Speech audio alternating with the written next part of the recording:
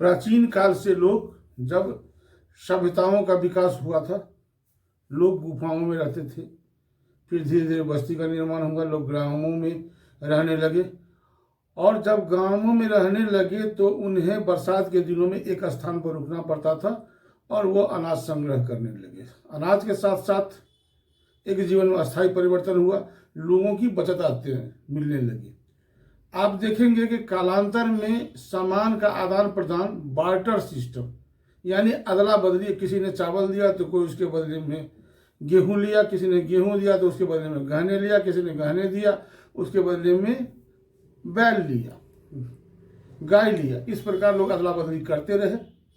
इन सारी परिस्थितियों में कुछ दिनों के बाद मुद्रा का चलन हुआ। मुद्रा के चलन से मुद्रा को लोग बचत करने लगे और बचत करने की प्रणाली लोगों में आई। आपको याद होगा कि शुरुआती ख्याल में लोग बच्चों को अखमुन्ना यानी मिट्टी का बर्तन देते थे, उसमें पैसा बचत करते थे। और बच्चों को जब जरूरत होती थी या घरों में कभी जरूरत होती थी तो उसको फोड़ करके पैसे निकाले जाते थे। मुझे याद है, मैं भी अपने माँ और पिताजी को उस अखमुन्ना फोड़ कर कभी कभी मदद किया हूँ। तो बचत की पहली स्कूल वही हुई। आज का वीडियो कुछ विशेष बनने वाला है, अगर अच्छा लगे तो आप जरूर सब्सक्राइब करेंगे। तो मैं चर्चा करना शुरू करता हूँ कि बचत की आदत कैसे हो। बचत यानी बचत कहाँ करें, कैसे करें, कब करें, कितना करें, इस पर मैं विस्तृत रूप से चर्चा करना चाहता हूँ। बचत यानी आय से जब अधिक पैसे हो, कुछ पैसे एक्स्ट्रा हो, तो उसको बचत लोग करते हैं। आज की तिथि में सरकारी नौकरी तो बहुत कम मिलती है, प्राइवेट नौकरी मिलती है। जो सॉफ्टवेयर क्षेत्र में उनको पैसे पास बहुत ज़्यादा पैसे हैं। कुछ लोग खेती करके भी पैसे बचाते हैं, व्यवसाय करके भी पैसे बचाते हैं। खासकर ग्रामीण क्षेत्रों में महिलाओं में सेल्फ हेल्पेज ग्रुप, जो 10 महिलाओं का समूह होता है, पुरुषों का समूह होता है, वो लोग भी पैसा बचाते हैं और मंथली रूप में जमा करते हैं। तो बचत की आदत है। हमारे प्रधानमंत्री जी ने एक जनधन योजना शुरू की थी, जिस योजना के तहत सभी लोगों को पासबुक खुला दिया। अब ग्रामीण क्षेत्र में आप देखेंगे कि छोटे से छोटे लोग, बड़े से बड़े लोग तो पैसा रखते थे, छोटे से छोटे लोग भी उसमें पैसा जमा करने लगे। अच्छी स्थिति है। शादी विवाह के हो उनके पैसे काम आते हैं, कहीं विवाह हो पैसे काम आते हैं, कोई बीमार पड़ जाए तो पैसे काम आते हैं, बच्चों को शिक्षा पढ़ाना तो पैसे काम आते हैं। यानी बचत का एक बहुत बड़ा संसाधन है, बचत करना चाहिए। जो पैसे हम लोग को मिलते हैं, जो सरकारी नौकरी में है, जो ये जहाँ भी है, तो प्रारंभ में उनको पैसे एनपीएस यानी नेशनल परमानेंट पेंशन स्कीम के माध्यम लोग जमा होते हैं। इसके बाद पैसा जीपीएफ में जमा होते, कुछ इंश्योरेंस करते हैं। इसके अलावे जो पैसे हैं, जो व्यवसायी वर्ग के पास में है, कुछ नौकरी पेशा के पास में है, तो मेरा सजेशन है कि पैसा चल में संपत्ति के रूप में और अचल संपत्ति के रूप में दोनों में जमा किया जाए। अभी तो स्टॉक का मार्केट इतना जबरदस्त हो चुका है कि जब मैं संज्ञान में मेरी नौकरी जब शुरू किया था तो ये 10,000 12,000 अभी 70,000 है। आप अंदाज लगा सकते हैं कि भारतीय अर्थव्यवस्था कितनी मजबूत हो गई है। तो मैं सलाह दूंगा कि अगर आपके पास पैसे हैं, स्टॉक का ज्ञान है, दोस्तों से स्टॉक की जानकारी लेते हैं, स्टॉक का विधिवत आपने ट्रेनिंग प्राप्त किया है, तो पैसे को कुछ स्टॉक में दर्ज करें, स्टॉक में लगावें। यानी स्टॉक में कौन सा स्टॉक, यह भी जानने की जरूरत है।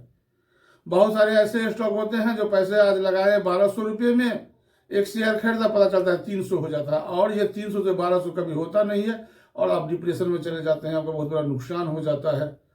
तो स्टॉक की विधिवत जानकारी होनी चाहिए। दूसरा, वैसे कंपनी में पैसे लगावें जो ब्लू चिप हो, जो कभी डूबने की नहीं हो। नवरत्न कंपनी हो, बॉम्बे स्टॉक एक्सचेंज को आप देखें तो उसमें 30 कंपनियां रजिस्टर्ड है, जिस कंपनियों का आधार भारत सरकार है, और वो कंपनी कभी डूबने वाली नहीं है, टूटने वाली नहीं। तो ऐसे कंपनी को जरूर देख लें, जरूर जांच कर लें। तीसरा चीज, अगर मिडिल क्लास सेक्टर में भी आप पैसे लगाते हैं तो उसकी भी भली भांति देखें, जांचें और कर लें। लोग क्या करते हैं, स्टॉक में पैसे लगाते हैं और कल से ही उसको जांचना शुरू कर देते हैं, कल से ही देखना शुरू करते हैं। तो मेरा विशेष आग्रह होगा उन लोगों से कि स्टॉक में पैसा लगावें, सलाह से लगावें, अच्छे ढंग से लगावें। इसके बाद अगर पैसे आपके पास में है तो मंथली बैंकिंग सिस्टम के माध्यम से SIP में लगा सकते हैं, म्यूचुअल फंड में लगा सकते हैं। ये पैसा नियमित रूप से एक अच्छा रिटर्न देते हैं और ये पैसा बढ़ते जाता है और आपकी स्थिति में मजबूती होती है।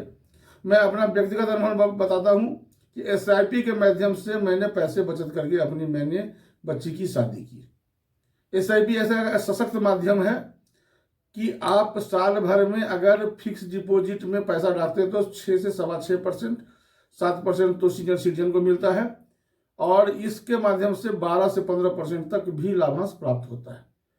अगर आपका एक सुनियोजित फंडिंग व्यवस्था है, कुछ टाइम पीरियड है, तो आप करोड़पति बनने में 10 वर्ष से ज़्यादा नहीं लगेगा, बजाते कि आपका इन्वेस्टमेंट 15 से 20 हज़ार के आसपास में हो।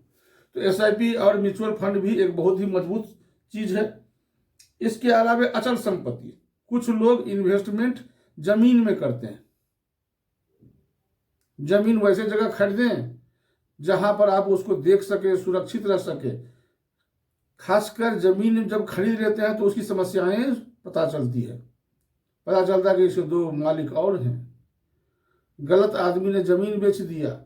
जब जमीन आप खरीद लिए, दखल लेने गए तो समस्या हुई, उसका रजिस्ट्री ऑफिस के बाद दाखिल खारिज नहीं होता है। तो ऐसे चीजों को आप बचें।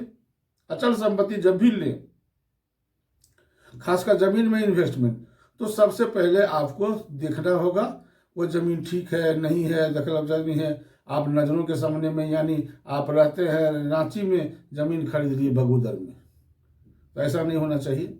या आप अपने स्वयं निर्णय ले सकते हैं। तीसरा, अचल संपत्ति में अगर गोल्ड में इन्वेस्टमेंट करें तो उसमें भी सालाना 8 से 10%, 12% होता है, उसमें भी आप इन्वेस्ट कर सकते हैं। बचत के बहुत तरीके हैं और जितनी तनख्वाह प्राप्त करते हैं उसके 50% से ज़्यादा बचत नहीं हो। यह नियमानुकूल अर्थव्यवस्था के विरुद्ध होगा और सरकार की लीगलिटी में भी इसमें प्रभाव आप पर पड़ सकता है। तो इतने ही पैसे इन्वेस्ट करें जो आप अपने खर्च के मुताबिक बचत कर सकते हैं। वो पैसे आपके बच्चों की शादी में, शिक्षा में, बहुत सारे काम आ सकते हैं, घर बनाने में भी काम आ सकते हैं। अंत में मैं कहूँगा कि इसके अलावे भी बचत के तरीके हैं तो आप कमेंट में ज़रूर लिखें और मैं चाहूँगा कि इसे वीडियो को आप देखें, समझें और बराबर हम लोगों को मनोबल ऊंचा करने के लिए दूसरों को भी बतावें। सब्सक्राइब करें। Thank you.